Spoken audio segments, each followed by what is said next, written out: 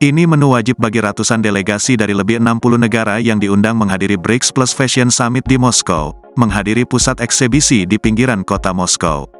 VDNH atau Exhibition Center dibangun 1935 di zaman Stalin. Luasnya 700.000 meter persegi, menampilkan bangunan dengan ciri arsitektur dari suku bangsa utama Rusia, seperti Uzbek. VDNH dilengkapi ruangan pameran permanen. Begitu memasuki kawasan pameran, rombongan disambut barisan pohon Natal yang berjajar rapi, menjelaskan budaya dan kekayaan alam setiap negara bagian Federasi Rusia. Anggota rombongan dari Turki, seorang fashion designer, berkomentar, mereka menyambut Natal dengan sangat antusias. Saya tidak melihat kota lain di dunia melakukan ini. Mayoritas, 68-70%, dari 147 juta penduduk Rusia beragama Kristen Ortodoks. Bangunan gereja dengan mudah ditemukan di mana-mana. Katedral Saint Basil, salah satu ikon Rusia, adalah gereja Kristen Ortodoks yang terletak di lapangan merah Kremlin, kawasan tempat Presiden Vladimir Putin berkantor. Pemandu turis menjelaskan makna pohon Natal demi pohon Natal. Lalu dia berhenti. "Hei," katanya, "ini pohon Natal dari wilayah baru Rusia, Donbas." Donbas adalah sebutan untuk sebuah kawasan di Ukraina yang berbatasan dengan Rusia. Dua republik di sana, Luhansk dan Donetsk, diklaim Rusia sebagai wilayahnya usai referendum yang dilakukan setelah Rusia menginvasi Ukraina Februari tahun 2022. "Saya orang Donbas," kata wanita itu. "Daerah ini kaya sumber daya alam. Ukraina memperlakukan warga Rusia di sana dengan tidak baik." Tidak semua rombongan memahami konteks politiknya.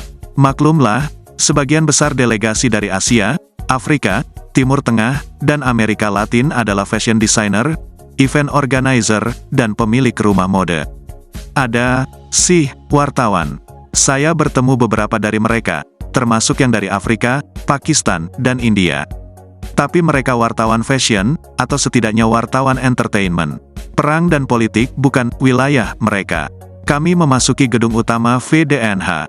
Pemandu menjelaskan, wilayah Rusia sangat luas, 1/8 dari wilayah dunia.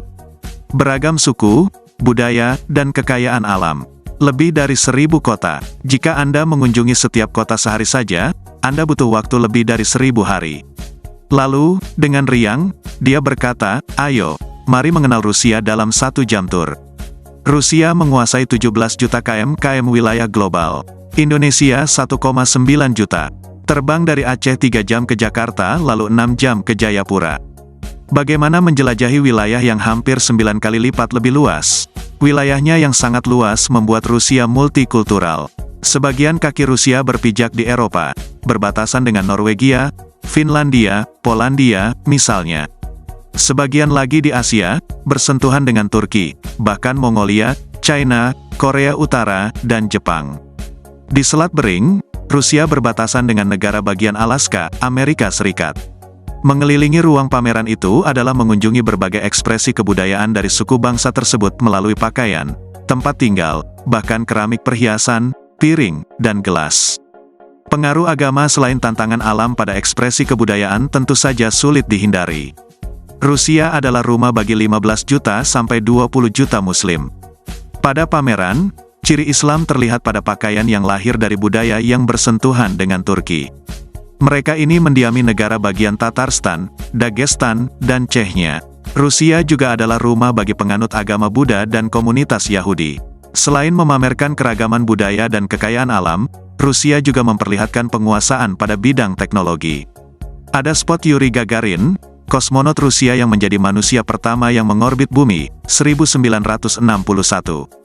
Kunjungan ke pameran sekitar 1 jam, berakhir di stand Donbas.